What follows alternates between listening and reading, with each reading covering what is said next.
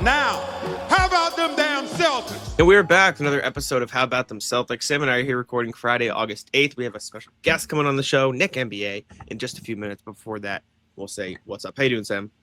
Hey, we're doing pretty good. It's going to be a really fun show today, so make sure you stick around through all of it. We'll talk about all the new faces coming into town this summer with Nik. And really fun rat list today, too, so make sure you listen to the end. Jack and I are here every single day with new videos on the channel, so make sure you subscribe. Full pods drop Tuesday, Thursday, Sunday. Game recaps up to one after each game in season. And other videos like, I don't know, the one yesterday or up in between to keep you up to date with everything Celtics. Leave a like, comment. Let us know what you thought of the episode. It means a lot to us. And yeah, so we won't make you wait any longer. Fun show today. Here we go. All right, it is our pleasure to welcome Nik NBA to the show. Celtics YouTuber, Celtics, content creator. What title do you like? I always run into this. People don't know how to call me like a reporter, a content creator, a podcaster. What do you tell people like you do when they ask you? You guys are a lot further along than I am, so I can't say like reporter vibes, but I guess I'll say content creator. I'll go content creator. So thanks for. Well, welcome, Nik. How you doing? I know Twitter's been a little bit not kind to you lately, but you're back. We're back, and happy to have you back on Twitter. But how you been other than that, I guess? I'm good, man. I'm good. It's a lot of off-season things that's been happening, but I'm just glad that we got some time to talk now. Yes, sir. A lot of off-season stuff. Too much stuff. But too much stuff. More than we would like. Stuff? Well, I mean, good for us, but not good for the team. I guess. We're a different demographic. We're like any news is good news because we could do content, but like from a product perspective, nobody is like, oh boy, they got RJ Lewis as the net return for Kristaps Porzingis. Come on. We taking shots early. No. We're not taking shots at RJ Lewis. We're looking at like it's like the Kristaps Porzingis flow or like the tree, like the family tree of like what they got back for him. It was George Niang, which I was very excited about. Everybody needed to be nice to Niang. They weren't, so they traded him again, and it was devastating. Yeah, I think people blew that. Oh. My bad. No. You go, Nik. I was just going to say, what do you think so far?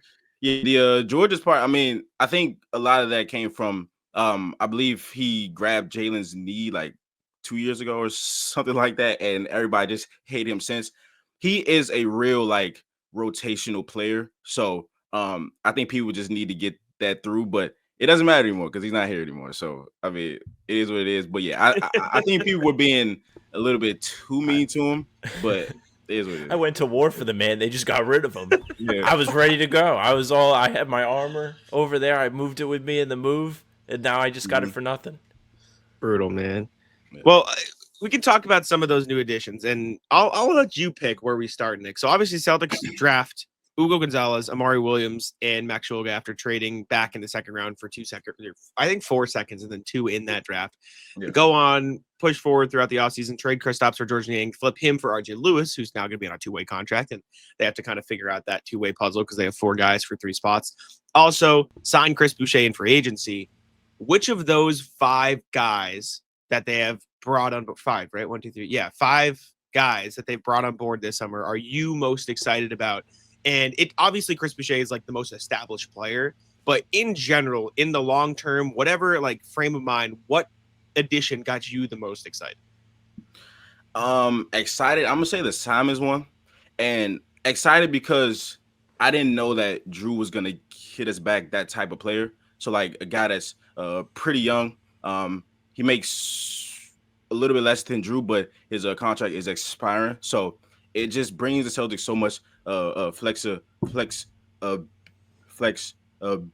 So I really like Simons on offense because Tatum he averaged 9.5 above the break threes, and that is a huge part of our team, and with those high pick and rolls, and I think Simons can replicate some of that stuff because he attempted 7.6 above the break threes, and I know Joe loves those stuff. So on offense, at least, I think Simons is a really good pick and roll handler, and I think he can replicate just the above the break three attempts that that Tatum had.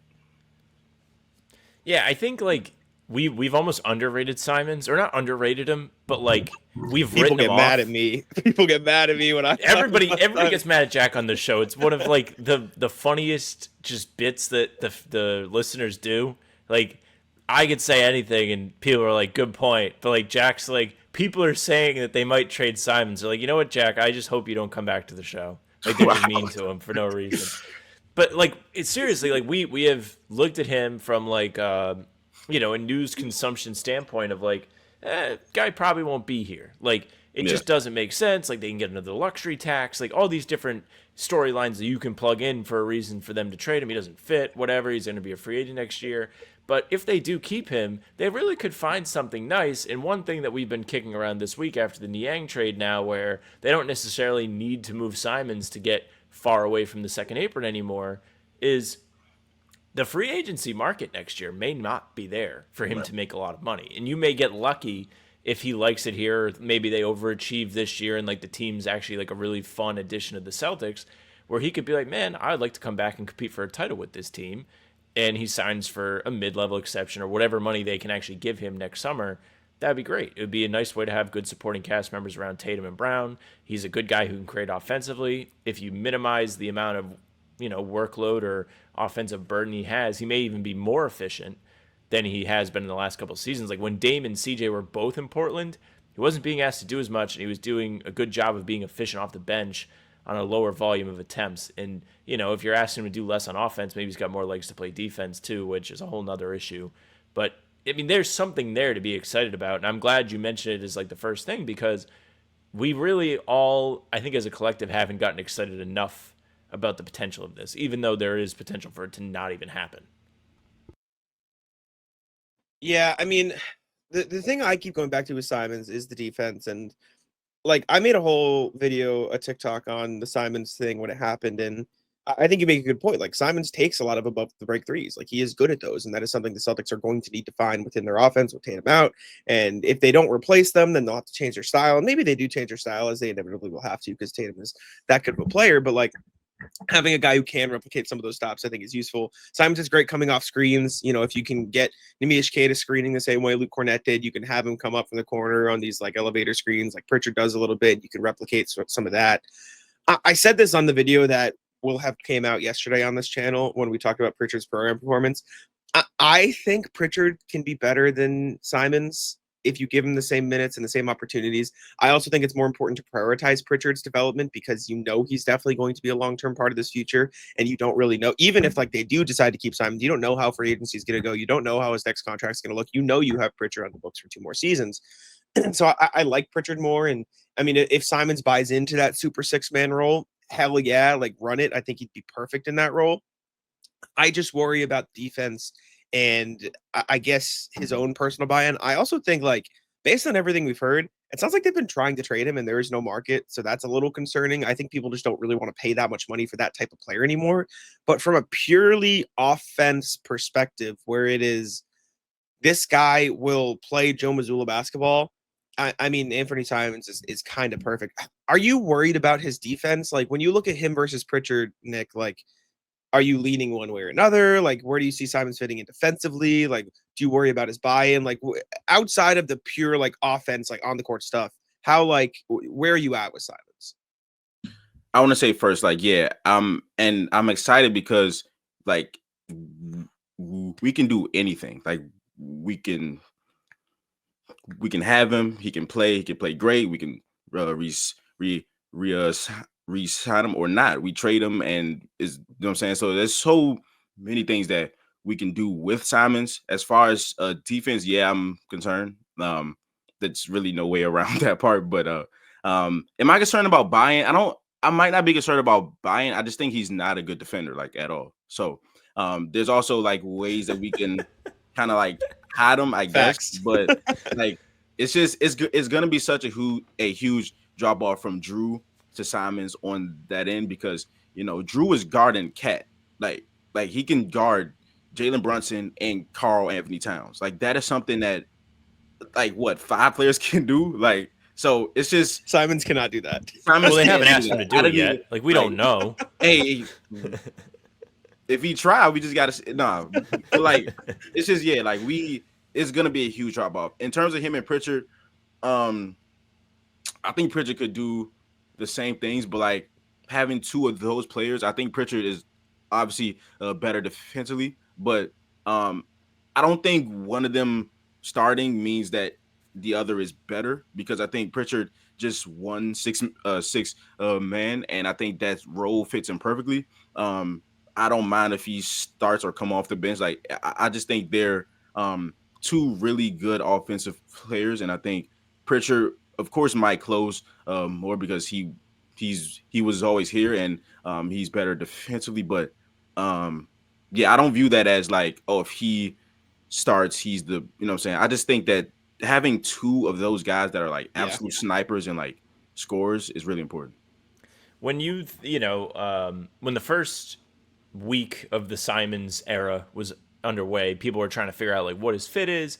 And one thing like from you that I really thought was interesting, you found it during the game they actually played Boston. There was the graphic of like Portland has this incredible defense for the second half of the season. You tweeted it out, and like they were one of the best NBA defensive teams throughout the entire post All-Star break period of the season, and like they were still playing him. Like they managed to do it despite having Simon. So it can be done. It is just a question of how will they hide him. And, maybe he does learn how to guard Karl-Anthony Towns and it goes really well. But for now, I think the priority should be like, what is his role within the Celtics? How can he best help the team? Is he going to buy into that role? Not even defensively, but like one thing Jack and I have kicked around is like, is he going to get his feelings hurt if Pritchard's favored over him or anything of that matter? Guys in the NBA, they all have egos. So that could play a factor too. But I would be curious to see what the Celtics can do with him. And we've become so spoiled where, we're like, man, can't have a defensive weak link out there. Like, yeah, you can. Some teams do. It happens. The Celtics just haven't had that in a couple years. So maybe Simon surprises a lot of us. Yeah, I mean, listen, I don't want my belief that Simons could get traded or the Celtics have been trying to trade him be misconstrued for I think Simons is ass, right? Obviously, he's not bad. He's a good basketball player. He's an incredible offensive basketball player. In fact, like he's an elite shot creator. I don't want that to get in the way of developing Pritchard. And I don't think it will. I think, Nick, you made a good point of like having two of those guys is better than having none of those guys, and probably even better than having one of those guys. But I'll go to the next one. And obviously, Boucher, all the rookies, 4 rookies at this point. Who's next in your list? Okay, I really want to see this guy hoop, whether it be in Maine, whether it be in Boston's actual rotation, or just long-term development. All right, I didn't want to say this first because I know people will be like, "Oh, but Amari Williams." Yeah, I thought that's what you were gonna say first. I'm ready for it though. He first in my mind, but I had to just add it. Yeah, so I just recently watched all the summer league games because I was out. I couldn't really watch them, but he was. To be fair, he was underwhelming in some league, but that last game against Atlanta was like, okay, this is what he can do. I think he had 6 points, 8 rebounds, and 4 assists in the first half, and he didn't play. And it seemed like the teammates were like passing it to him every chance, so he can like get the offense going. So I really like his skill set for a 46 pick is like free throw. Like he gets to the line a lot. In college he didn't shoot great, but I think in a summer league he shot okay from there. And then the passing, the rebounding was also something that I thought could be better. And I think he rebounded nice in that last game. The defense, I never looked at him as like this great shot blocker, but I think he has a great frame and I think he's smart. So I think that'll get better over time. But I'm very excited for Amari, especially before like the Boucher thing. Even though I think Boucher is like more of a power forward, but yeah, he can play small ball 5. But yeah, I really love Amari Williams. I love his game, and I think that whether it's with the Celtics or the main Celtics, I will be watching. Before we continue, I do need to tell you guys about PrizePicks. PrizePicks, the best place to get real money sports action this baseball season, as we are in the thick of the summertime. October baseball just around the corner. Playoffs are coming up. Make sure to check out PrizePicks. You just pick more or less on at least 2 players for a shot to win up to 2,000x your cash run your game all season long with PrizePicks. This year's basketball playoffs were great. They, just wrapped up, but crowned the first-time champ in more than 50 years. So when next season comes around, don't miss out your chance to cash on history with PrizePicks. Pick more or less on player stats, points, rebounds, assists, and for baseball, which is happening right now, which you can check out on PrizePicks, RBIs, home runs, bases, anything like that. Make sure to check it out on PrizePicks. It's available in more than 30 states, including California, Texas, and Georgia, and Massachusetts, where maybe a bulk of you are listening to this. App is really easy to use. To create a lineup, all you have to do is pick more or less on a few player stats for your shot to win up to 2,000x your money. Like we just said, Sam and I do the PrizePicks every single pregame show during the Celtics season. Make sure to tap in there and check out our lineups right there. Download the app today and use code CLNS to get $50 instantly after you play your first $5 lineup. That is code CLNS to get $50 instantly after you play your first $5 lineup. PrizePicks, run your game. Do you have any feeling about him not being signed yet? Are you upset by that? I have a strong feeling about him not being signed yet. Very strong feeling. And I wanted to bring that up first when he said RJ Lewis. But yeah, I don't know. It's weird because I would prioritize him over Shoga. I would sign both of them, to be honest. But trading for RJ, who was already agreed to a two-way. I was like, okay, we got all the Kristaps contract, like it's all the way gone, and I was like, wait, we got 3 two-way guys. What that mean? So I don't know. Hopefully, we still have an open roster spot. It would be a lot more plausible to have him on a two-way than in standard contract at this point. Yeah, but if you understand that, I ain't tripping. But like.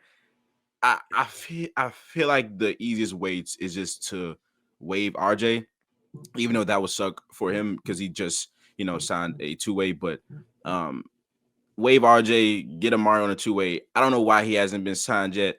So yeah, that did get me a little bit nervous. I ain't gonna lie. The streets are saying it's gonna be Miles Norris that gets gone. I think it might at be least Miles. Like of Really? the two-way guys. Like yeah. He's somewhat similar to RJ Lewis. Like RJ Lewis, not as good of a shooter, but like they play the same position. RJ's also on a 2-year two-way, so he's got 2 years of that two-way. And all the reports are that they loved him. Yeah. So weird. Didn't love enough to draft him though when they had the 55th pick or whatever. They loved him. They loved him so much that they didn't pick him.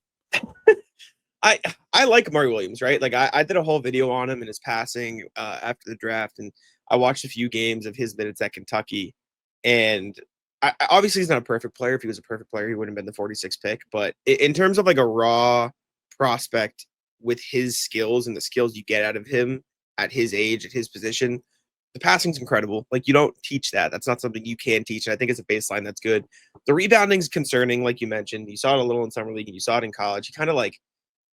He almost can't decide if he wants to box out or go for the rebound. Like if he boxes out, he forgets to like jump for the rebound. And if he goes for the rebound, he doesn't box out and then somebody beats him to the board. So it's like he doesn't process that fast enough yet. It seems like at times his touch around the rim needs some work.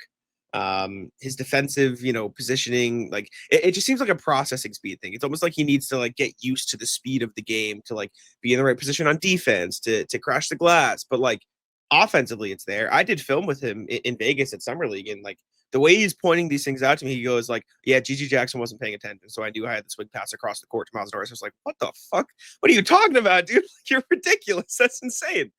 So he is like, you can tell the way he sees the floor offensively is different. It's just everything else just needs to come together. And like you mentioned, it wasn't the best Summer League stint, but I think a full year in Maine will teach you a lot about what he can be at the NBA level. Yeah, man. And it's funny because the processing speed for everything except for passing, like his passing processing speed is it's above like everything. And then I'm just like, okay.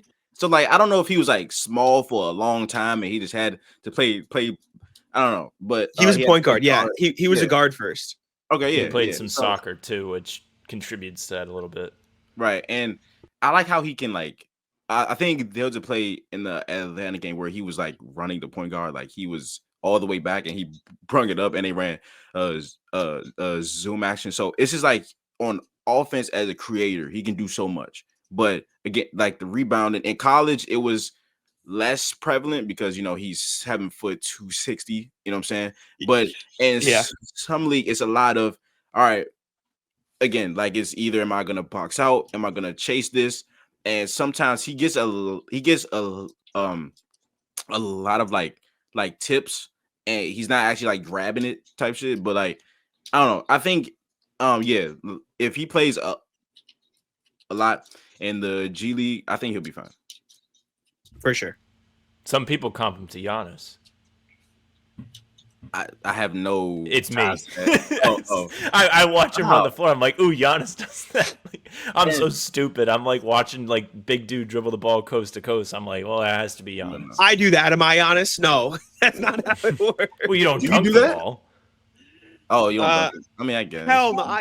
Bro, people say that all the time. I play at the park. I'm like 6'1", 6'2". I'm not that tall. And they're like, can you dunk? I'm like, are you stupid? You think my dumbass can dunk? Hell no, bro. Oh man. And it's cool though. And I like how like opposing like fives are usually slower and like he can just blow past them. Yes. Yes. Like he just I don't know, like I think at Kentucky, like the finishing around the paint, like not at the rim. I think a lot of that was they had him posting up every single possession. And like a lot of those were, hey, I'm the focal point of this offense. So if it gets to 10 seconds left on the clock, I have to shoot a post hook. Like we're gonna completely take that out of his game. So I think he'll be more efficient, but he still has a lot to work on. Yeah. When they drafted him, it was so funny. Like Jag and I did like how many draft videos we do? Like probably 15, 16 prospects, bunch of dudes. Didn't do any of the guys they drafted. And they picked Amari Williams, and I was like still mad that they like traded back and didn't get Rasheer Fleming and so on. And we were watching it. I was like, man, I got nothing for this guy. He's a Nemi comp. He doesn't make anything near the basket. Like they drafted Nemi, and then you put out your video, and it was very informative. So thank you. Yeah, that shit was so crazy because I like did a video of him during like the pre-draft like a long time ago, and they picked him, and I was like what the and it was so crazy, and like at 46, I think that was amazing at 46 because he has things that you can't teach, and he was at the top of a lot of things as a center. So yeah, but I could talk about Amari all day, so I'm gonna say the subject. Well, I'll throw it to a different rookie. Ugo Gonzalez got a lot of people fired up in not necessarily the best way when they took him at it was 28, right? Not 28. A lot of people wanted Ryan Kalkbrenner. A lot of people wanted Maxime Reynaud. A lot of people wanted a center, just in general. Rasheer Fleming. And Rasheer Fleming. I wanted Noah Penda. I was huge on Noah Penda, and I still think he's going to be really good. And they took Ugo Gonzalez, who didn't play a lot in Spain, who played for a stacked Real Madrid roster, who was a really good prospect at the start of the draft cycle and then kind of fell off because he didn't play a lot. And then Summer League came around, and he was all right. Not great. He was okay. Feels like he was still getting used to things. Probably a little bit tired from playing an entire, Real Madrid season a couple weeks before Summer League started. You don't really know what role he's going to have. Is he going to play the point guard? Should he play off the ball? He's probably going to be playing in man a little bit, but he's a first-round pick, so he's on a guaranteed deal. What did you make of Ugo Gonzalez, and how did his Summer League performance affect your thoughts on him? Yeah, I was very surprised when they picked him with the 28th pick. He was not a guy that I was like, all right, the Celtics might pick him. And that's usually how that goes. But his Summer League stuff didn't sway me either way. That's kind of how I expected it to go. He was a guy that I expect to play off the ball, but I think if he's the handler in the pick and roll, and he can just go straight line, he's fine. But if there's other things that he has to do, it gets kind of, you know what I'm saying? So I think that was, I forgot what Summer League game that was. He had 8 turnovers. Was it the Lakers one? I don't know. But yeah, it was rough.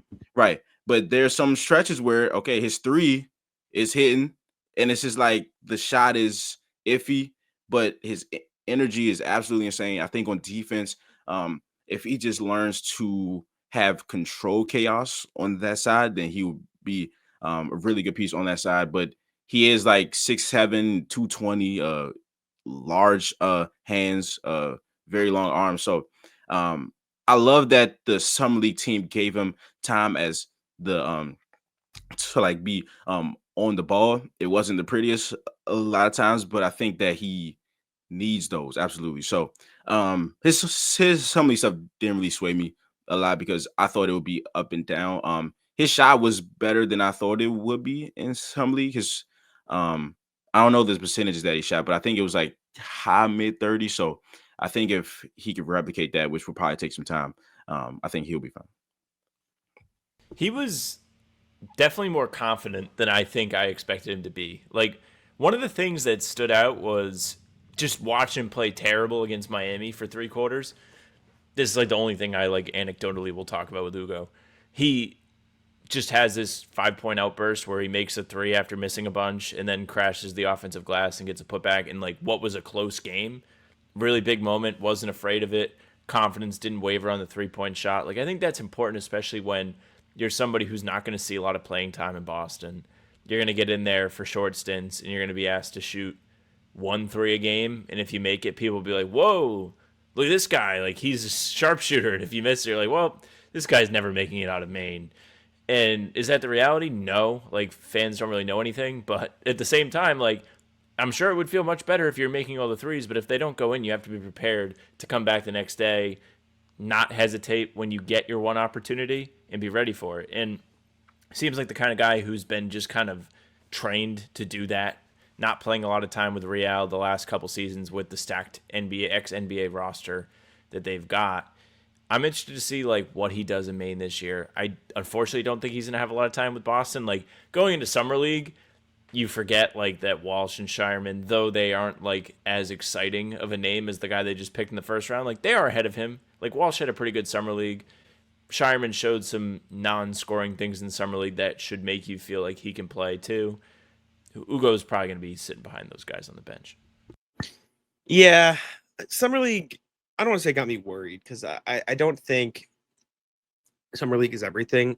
Obviously, Jordan Walsh had an incredible first summer league and then hasn't really done too much since. And guys will have these like Cole Swider's the all-time leader in summer league threes.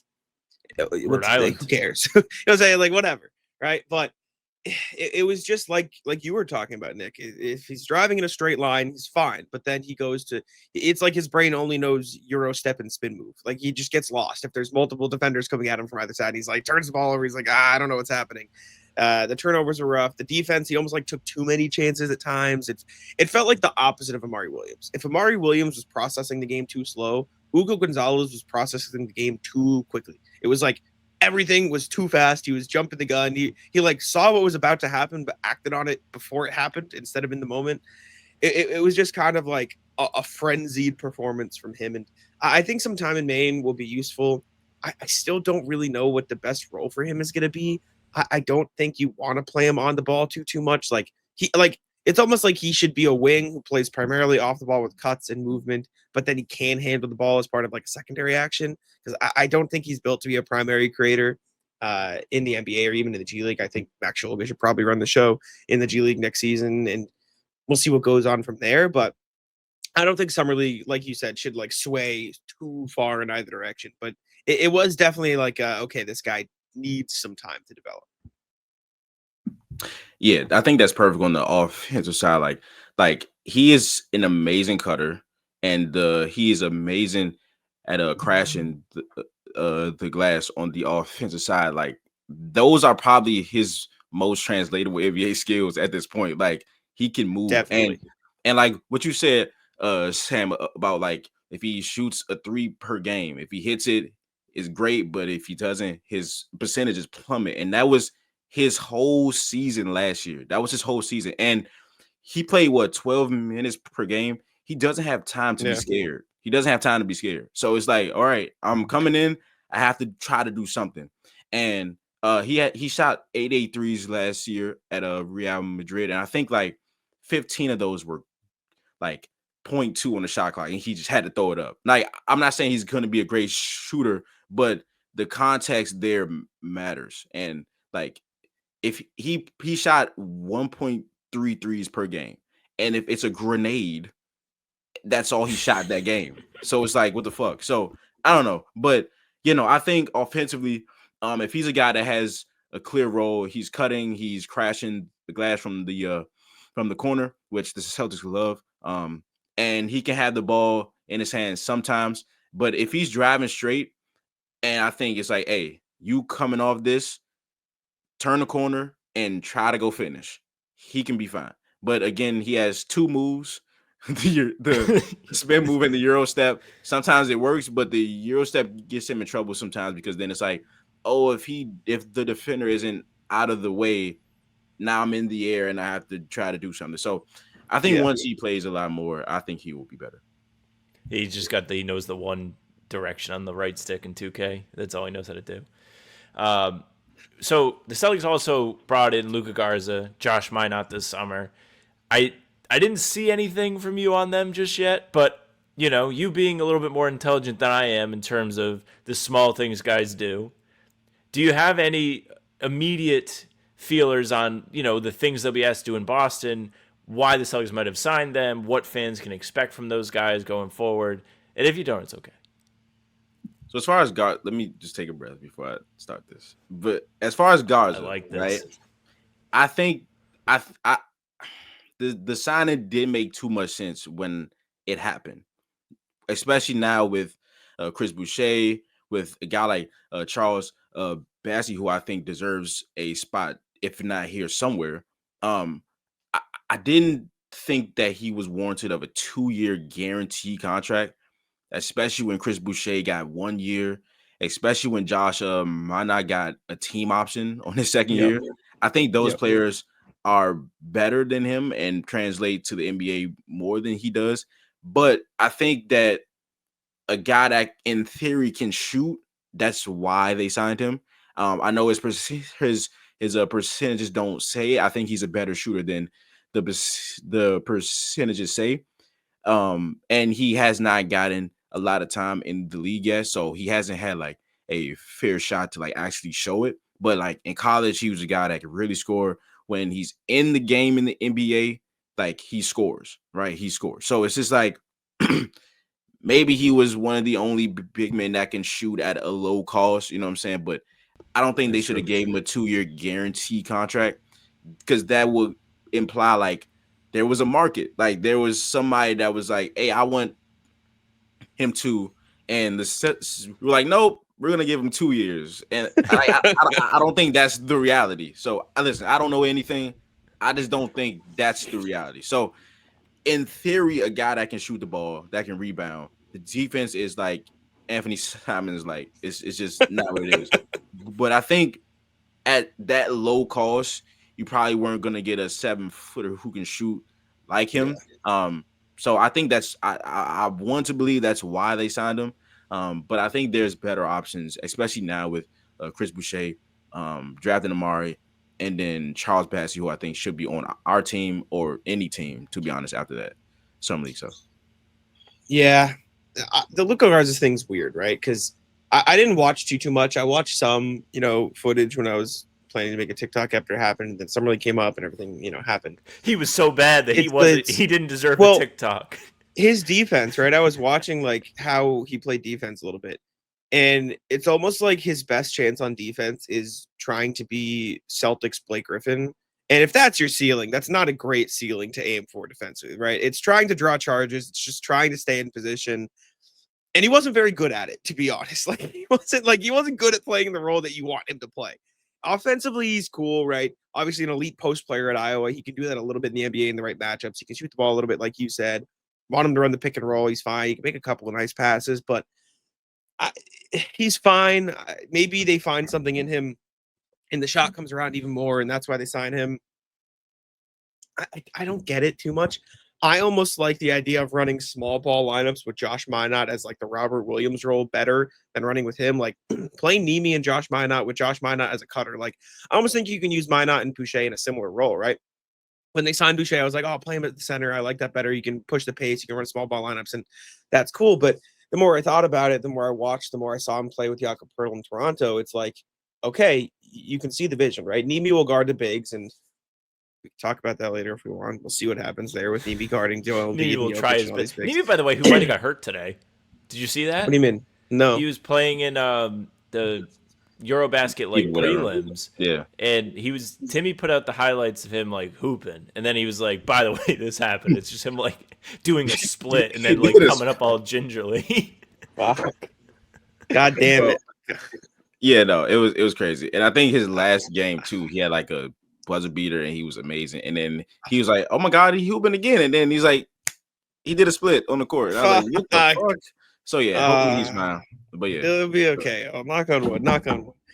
But regardless, what I was saying is like you can almost envision a role where Josh Minot is like elite off-ball cutter. He's a freak athlete, great defender. Like you can see him playing that help over blocking in the paint, playing alongside a big. Same thing with Boucher. You can see Amari Williams developing in this great passer. Like it's almost like we talk about it a lot here. Like what is your NBA level skill? Josh Minot's defense, Amari Williams passing, Mish Keita's size and ability to block shots and rebound the ball. What is Luka Garza's NBA skill? And the reality is it's probably his post scoring. And I don't think you really want that to run your offense, right? Like I don't think you want, and he's not tall. He's 6'10". He's not tall for a big man. He's tall for us. No, but he's not. He's not though. And so it's confusing in that way. And listen, I trust Brad Stevens, right? If he saw something, he saw something. Clearly there was like some part of Luka Garza's game that intrigued him, whether it be like what you mentioned, the shot making and the 3-point shooting, or the ability maybe they can strip him down bare bones and have him do a couple things, kind of like what they did with Luke Cornett. But it was weird, and I agree with you. I am definitely more intrigued by Josh Minot. Yeah, I think Josh Minot has a clear cut. All right, this is his potential, and this is what he can be. He's 6'8" with long arms. He's athletic. We have a lot of those wings, by the way. We're like they're athletic, and their swing skill is shooting the ball. Like, hey, if this guy can shoot the ball, he could be something. So I think whoever like shoots the best will like separate themselves in terms of time. But like Josh is a disruptor. Like that's something that he does. He's a great cutter. He's athletic. And I think what you said about him and Chris Boucher playing the 4, I think them next to Amari is perfect because they both can cut. They can crash the glass. And I think him finding them as cutters like would be amazing. So yeah, I like Josh Minot a lot more. I'm glad that we got him on the team option, but like for Garza to have 2 years guaranteed for, and then him have a team option, Amari not signed yet, and Boucher, you don't know 1 year deal. It's just kind of crazy. It's almost like you run Amari Williams and one of those guys. That's just all I could think of was like LA Fitness, Jokic, and Aaron Gordon. that's the first thing I thought of. And hey, it'd be pretty cool. But. One of the interesting things from I watched Nick's Boucher video the other day. I'm looking at some of these lineups Toronto has. It's just Boucher, Pirtle, and then Mobo. Like they're running a triple big lineup. So maybe he could even swing down and play like some small forward in name only, I guess. If he's playing small forward, who the fuck is playing center on this Celtics roster? That's a technical foul. They want Nimi and Luka Garza. They're gonna run double posts. All right. You're gone. He's not. Get the fuck out of here. You're not fucking. Tech. Absolutely fucking not. Nah. They just don't. I mean, Boucher's really the only versatile like floor spacing guy. But like of the guys in Toronto, like that was the same story. Obviously, we're not like hoping the Celtics are the Toronto Raptors. I just thought it was like a funny thing that they were doing. Yeah, and I think like Toronto, like their shooter was Jamison Battle. I think like they don't, and Grady. sorry. Grady Dick is also a shooter, but like it's just like they don't have a lot of shooting, and he shot 36% last year. He loves the left corner, and I think that also there was like he's 34% for his career, but there's two seasons where he shot like 3.9 attempts, and those are his top 2% of season. So coming with the Celtics, a team that is gonna shoot a lot of threes, if he can keep his attempts around 3-4 per game, like history shows that he might be a really good shooter. So I don't know, but I'm glad that we signed him because he should start at the 4 like immediately. And I like that Georges, who I like, was like $8 million, and Chris Boucher, who I think is on the same plane, is only making 3. So I like that move. Yeah. I think you muted yourself. You muted, I did. Yourself. I didn't have anything important to say, so I can't wait to not have to think about them saving money anymore. What a sad summer this has been. We're like doing a fist pump because they shaved so much money. CJ McCollum will pay. I wanted to ask you about Max Shulga because I am a big Max Shulga guy. I like him a lot. I liked a lot what I saw in summer league. I liked him at VCU. I thought he's pretty good. Like I think the shot is real. I don't think summer league's a fair. I don't think it painted a fair portrait of how he actually is as a shooter. I think you take the 4 years of him being a good shooter over the 5 games of him being a bad shooter. But I thought what stood out to me most was he averaged like 3.8 assists to 0.6 turnovers in his 5 summer league appearances. Like he was an elite offensive organizer for the Celtics that summer league. Like a lot of assists, no turnovers, did not look like he got sped up at all. He's being a pest on the defensive end. I thought he did a great job picking up full court. Obviously, he's not the biggest guy, but we've seen guys get around that type of stuff all the time. Like Peyton Pritchard's a fine defender. TJ McConnell's a fine defender. Derek White is what he is. I'm not saying Max Shulga is going to be any of those guys, but there's a pathway for him to being a fine defender in the NBA. I'm really high on Max Shulga. Again, I don't think he's going to turn into fucking, Steph Curry, Jalen Brunson, but I think there's a path for him to be a good role player at the NBA level. I think this season in Maine's going to be good for him. And I'm curious to know what you think about Max Shulga.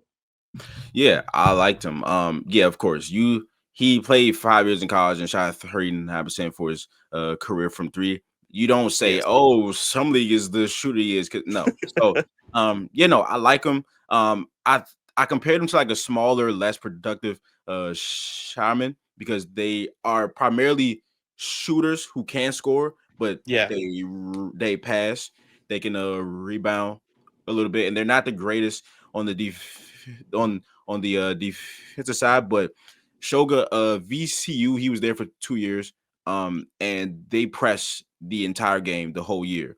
And he's not a guy that's super quick. He's not a guy that's super strong, but that is how he played for the last 2 years. So there was no surprise at all when he was like picking up guys, and that's just how he plays. And as far as on the offensive side of the ball, as a handler, VCU's offense was amazing. Like their sets were super like NBA type, and he's a guy that was the passer on a lot of those. So he comes into the summer league as a guy that already has that to his game. So I do like him.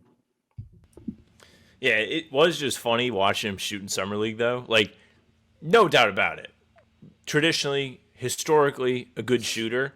Some of the worst misses you'll ever see. Like, it was air ball, side of the backboard, hits the net but nothing else. Like, it was unreal. And like, I was watching some of the summer league games with Jake Eisenberg on the Celtics blog playback, and like in the moment was like, oh, good shot. Like he would literally like step into a 3 on a fast break, and I was like, fine, like that's a comfortable shot to take, and it would be such a bad miss. It made almost negative sense. Like this is a guy who is supposed to be a knockdown shooter. How is he missing this badly, this consistently? I hope it's not like a confidence thing because that can be tough to recover from. With that being said, there are going to be far more opportunities for him in Maine. He's going to have the opportunity to get his legs back underneath him. He won't have to like fall into that, oh man, I get 1 a game with the Boston Celtics. Like, no, he'll be able to ball handle in Maine, take his shots, let the game come to him, and he'll probably be very comfortable doing so. So that'll be a very interesting storyline to watch throughout the G League season this year. Yeah. No, it's pretty weird with him and Shaman, guys that are supposed to be able to shoot the ball, and in summer league they just can't shoot shit. Like it's fucking amazing. Man, I think that's we missed any of the new additions. Yeah, run it. So you were away during summer league and you watched all the summer league games. What was your strategy? Did you just sit down and rip all the summer league games back to back to back? Did you break it up like you were like watching a TV series? Like you're like, all right, like next episode tomorrow. I'm pumped for this one. Or like, what was your strategy for tackling all of them? I just watched all the games straight. Whoa! I tried to watch all the games. So like, yeah, I don't know. I just like to get things done when it happens. It doesn't work like that. Out like that 90% of the time, but I'm just gonna like try to get this done. So I think I was home for the Memphis game, so I didn't have to watch that one over again. Okay. But that was the first game. All the other ones I had to watch. But we were like 4-1, so the Miami game was just like it was a great game, but like Walsh getting ejected, he was about to have like 25 in that game, and he just got ejected. But he was unbelievable. Yeah, no, he was great in summer league. He was really good in summer league. So I also liked Kendall Brown. I think he's like he just like glides on the court. Of course, the shot is the part that he has to get down. And I thought he shot it okay. I don't know the percentages, so he probably shot like 25%, and I'm saying he shot it okay. But like I think he shot good. Okay, yeah. And it just seemed like every time he did something right. Like every game he was doing, he had like 10 points and 4 rebounds. And Lofton was a guy that first game it was just forcing everything, and everybody's like, "Get the fuck off my team!" You like everybody. But I knew he was better than that. I was like, "Okay, what the fuck is going on?" So I liked how as the games progressed, he got better, and he really like showed who he is. Jalen Bridges was a guy who I liked coming out of college. I didn't think he went undrafted, right? I thought he was gonna be like a late second round guy at his size, being able to shoot the ball. I liked what he did.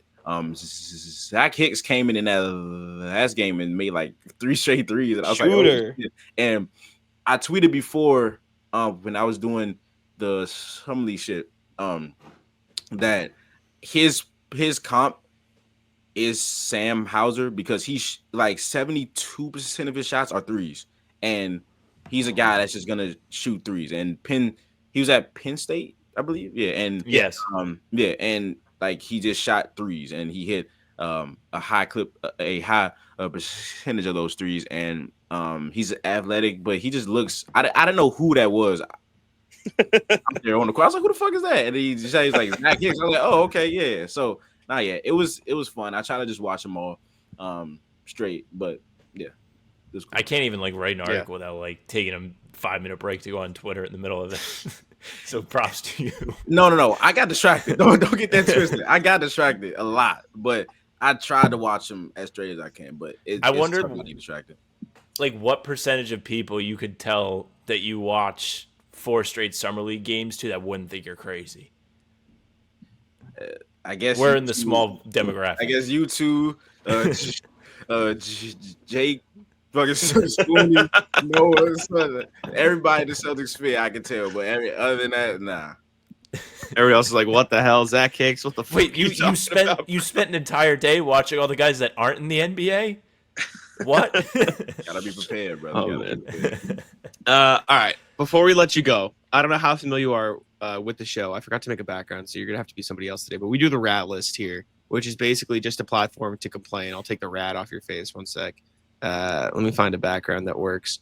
So basically, what this is, you can be who is this? You can be Noah today. That's fine.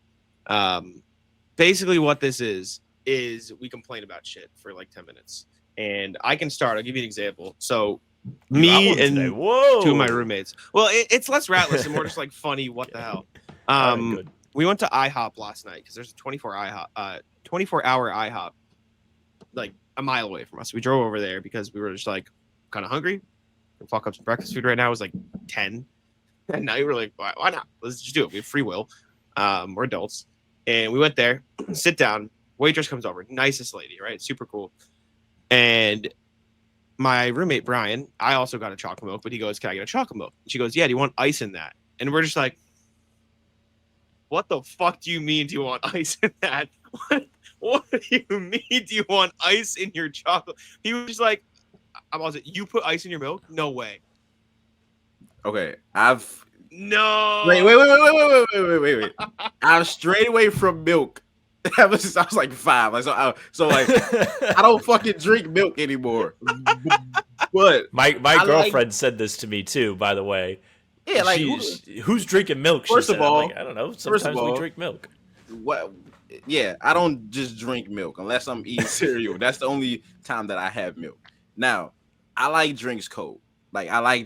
So if I was to have a chocolate milk, which I haven't in fucking 17 years, I would probably put some fucking ice in it. Now, I'm gonna let you finish. Well, the only other part to the IHOP story was we're about halfway through our meal. Dude sits down next to us. He goes, "Yeah, can I get the salmon?" And just ordered salmon at IHOP. We're just like, all right, brother. Where were you, at the counter? No, he was just in a booth across from us. It's like 11:30 I thought he PM said at your booth. No, I was no. like, He's where like, were the cameras? He's just the booth across. We just hear, yeah, can I get the salmon with like vegetables? And she's like, yeah. And he just ate some IHOP salmon at 11:15 at night. I was like, what the fuck? I've learned that there's a large percentage of people that can just eat anything from anywhere. And there are certain places where I'm not going to get a certain thing. Like IHOP salmon. I'm not getting that. I'm not getting that. No, I'm sorry. I can just make that at home if I really want some fucking salmon, bro. I'm not getting it from IHOP. Sam, Nick, I'll go. any rat list? Yeah, we'll give you another example. So rat list is, I don't know, my move. So I moved 3 weeks ago now, and during the move, obviously, like, got to bring the Xbox and everything. When I play Xbox, I have my thumbsticks. I have like these extenders on them. Did I tell you about this? No. Okay. So my controller is like, I bought a new one. It has like a rechargeable battery in it. It's like one of the elite ones. And with the elite ones, you can take the pieces off for some reason. Like if you're really a competitive gamer, like you can put in new thumbsticks, whatever. I'm in my move. I sit down. I'm missing a thumbstick on my controller. Fell off. Not in any of the boxes, not in any cars. All right, whatever. Like, I ordered some new ones. I have a second controller. Don't like it as much because I have to use batteries. I'm helping my girlfriend with something in the parking lot the other day. And I'm walking back in. And what do I see? But I see this on the ground in the parking lot, covered in dirt, filth. Wasn't run over. But the good news is the thumbstick part actually works. The thumbsticks I bought were a little too small, so my actual grips would fucking come off. Like, I'd be playing college football, and I'd be running, and then I'd just stop because I lost my, like, I'm not holding the stick anymore. So it was a little frustrating. Like, just could have found it the day of the move. Would have been nice. Yeah, I meant to ask you because on Discord, I saw you playing college football. I was going to ask to play if you wanted to play. I just got the game like 3 days ago because I just came back. But, yeah. Jack's shaking his head. Sam's a rat fuck when it comes to football. I hate. So I was in a league with Sam 2 years ago, and I quit after like a month because I'm like I don't care enough to be good enough at this game to have fun playing against you. You're too sweaty. You're a motherfucker. I don't like it. I haven't played since, and I'm not about it. So Nick, if you play him, protect your mental health. Fuck this guy, man. Yeah, I'm not an avid. Of course, I was better last year because I had the whole year, but college football 26 is I'm not that good. So if I play you, it's not for like I'm gonna beat your ass. It's just I want to play Sam in college football. So we could fucking luck for sure. Good. Yeah, and if we'll get you in some leagues or something if you want that too. It's what I do in my free time. If they're all like you, I'm probably just gonna stay out the league. So yeah, smart man. I'm not man. that good. There are people that are better than me. Shut the fuck I think up, that's bro. unfair. What the fuck are you doing? I mean, Henry's competitive with me. Because Henry has kept playing Jack's for brother, 2 Henry, years now. Yeah, my brother. So you understand the gist, Nick? Do you have any rap list? Anything you want to bring? Yes. Okay. So when I left, I was going to Texas. I was going to San Antonio, and I had 2 flights. They were supposed to be from DC to Detroit. Then I had a layover for like 2 hours to Detroit. Then I go to San Antonio. That shit turned into a fucking tour of the world. My flight from DC to Detroit was cool. Right. I get a text as I land, like, "Hey, your flight's delayed like 2 hours." I was like, "Okay, cool, fuck it."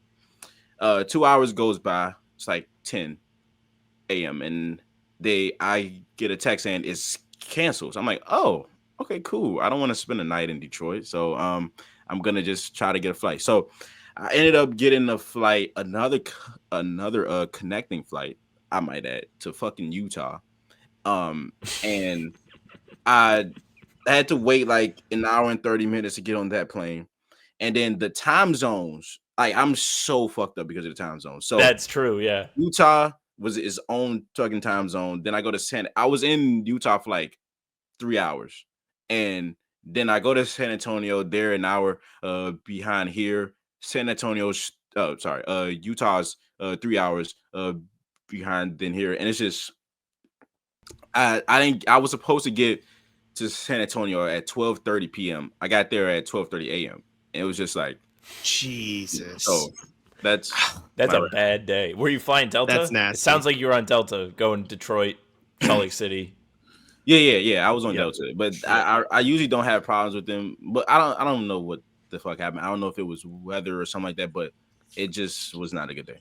I'm surprised they didn't go direct from DC to San Antonio. Like DC is not a small place. Like there are plenty of flights. There was one direct flight from DC to San Antonio, but I had to be in San Antonio at a certain time, and the one that was there clearly wasn't it. Yeah. Oh yeah. The time frame didn't fucking didn't end up mattering. Yeah, at all. So I probably should have just did that, but yeah. Man, that's a terrible day. that's a terrible day. I'm sorry that happened to you. You might have been able to drive faster, actually. Maybe. But the only pro I got out of that was again I left the day after the Memphis Celtics game, and I was able to like re-watch that and get a thread out on Charles Bassey. So that was the only There we go. There we the go. only thing good that came out of that. Hell yeah. I got another rat All list, right. Jack. Please run it. Rat list is the Ninja Creamy. So I recently got the Ninja Creamy. Jack thinks it's hilarious because when I talk about it, I say the entire name like Ninja You're Creamy. doing a fucking It's as if I was brand deal. Just call it fucking Ninja. Well, or that's the what it creamy. is. Like, It's Ninja Creamy. So well, it's not really a brand deal because I'm The about to bitch smoothie about it. shit? Yes, yeah, it makes ice cream. ice Okay. cream maker. Cream. Okay. So we were making ice cream. We made the cinnamon toast ice cream. The process for making these things takes a while because one, making the cinnamon toast you have to like soak the cereal in the milk. You take the milk, you put it in the thing, like you mix it, whatever. You make the ice cream mix, then you have to freeze it for a day. So I've been sitting here thinking about this ice cream for a while. Like I'm excited to try it, have a recipe for it. We put it in the thing, it mixes, fine. You got to mix it a couple times, like put in your ingredients or your milk, whatever to soften it. It's all done. We take out the final mix and we see in the blades little pieces of plastic. The inside of the container has been shredded, and throughout our ice cream are little pieces of plastic. So we had to navigate it like a minefield, trying not to consume the plastic. I wasn't about to let it ruin my anticipation of this ice cream, though. We got through it. It's pretty good. But yeah, we got to order some new containers. It's tough. I want to applaud you that you didn't just throw the whole shit away when you saw the plastic. I mean, that borderline ruined my day. Yeah, I was ready to throw a fucking tantrum in my apartment because I was like, I thought she was gonna be like, "Well, we can't eat this," and I was like, "I'm gonna eat it." Like, what do I care? What am I Did you eat it with stupid? I the can't. plastic? Yeah, but you don't. You have to like pick it. Like, I don't know. The ice cream melts. The plastic doesn't melt. It's not that hard to like. You just have to be patient. Hey, he like, did you eat it with the plastic? Like, did you eat the plastic? You still ate it. Yes. Yeah, we both ate it. What the fuck? That's He picked her out. diabolical, bro. Like, wait, okay, hold Yeah, on. I didn't like shovel that shit down like I normally would. Like I had to be patient. I had to be normally careful. would eat the plastic, but no. Yeah, hold she on. was there. I couldn't do it. This isn't like hold up. Okay, time out. This is ice cream. This isn't like some like fries where like you can just like he's digging in the ice cream. No. He's saying he I'm ate it eating and the then ice squished cream. it around in his mouth and then picked the plastic out of his mouth. Correct. Yes, we both did. See, that's my reaction, Nick. Thank you. What the fuck? I is was wrong giving you the with benefit of the doubt. Like I know where like, my hands have been. I mean, You don't know? Okay, all right. Shit. Okay, so now I have to rethink this because I was on your side before you said that. Yeah. Oh shit. Now what? I mean, if we saw the plastic before we put it in our mouth, we would also pick it that way. But you had to let it melt first. You had to be patient. We had like a little napkin. We were picking the plastic off our tongue and put it on the napkin. I'm glad that you have found somebody that does this with you. I think that is a very I think that's what I'm gonna take out of this story. That you have a person that can do this with you. That is very rare, and I'm happy for you, Sam. I'm very happy. All right. Well, thank you. I appreciate the support. I can't follow that. I got nothing else. Nick, thank you so much for joining us. We appreciate you very, very much. Can you let the people know where to find you on Twitter, on YouTube, all that good stuff before we get out of here? Twitter, shit. Okay. That's a little bit of a sore spot, Jack. Fuck. Read the room. Jesus, Jack. All right. My Twitter now is Nik NBA YT, so you can follow me there. YouTube is Nik NBA. Yeah, I appreciate y'all, man. This was fun. Hell yeah. Thanks, Nick. A lot of fun. Appreciate you for coming on. All right. Thank you so much to Nick. We appreciate him very much for coming on the show. It was fun talking all the new additions.